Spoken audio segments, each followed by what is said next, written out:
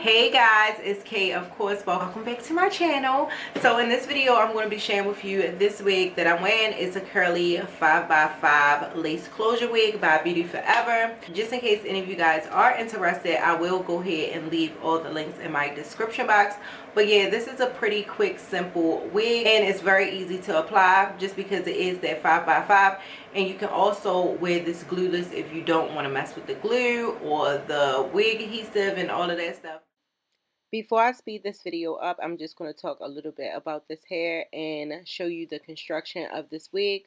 So like I stated before, it is a 5x5 lace closure wig. The knots are not bleached and the hairline is pre-plucked just a little bit. I would suggest going in and plucking it some more if you want to. But like I said, it is pre-plucked. It gives you two combs off to the side, a comb in the back with a little bit of lace and adjustable straps. And this is what the parting space looks like in the hairline. So now I'm going to go ahead and put this on my head just so you guys can get an idea of what it's looking like. Now, you can wear this glueless if you want to. I decided to wear this wig glueless. Now, keep in mind, you do have to get your correct head size. You don't want it too big and you don't want it too small. But these are how the curls came straight out of the packaging, and this is what the hairline is looking like.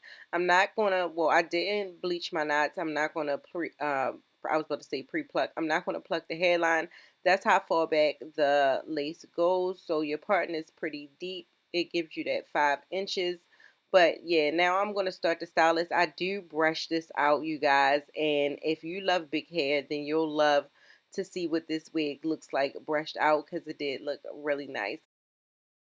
But eventually I did decide to wet the wig just so I can see how the curls form when it's wet. Also, I didn't mention this wig is 26 inches.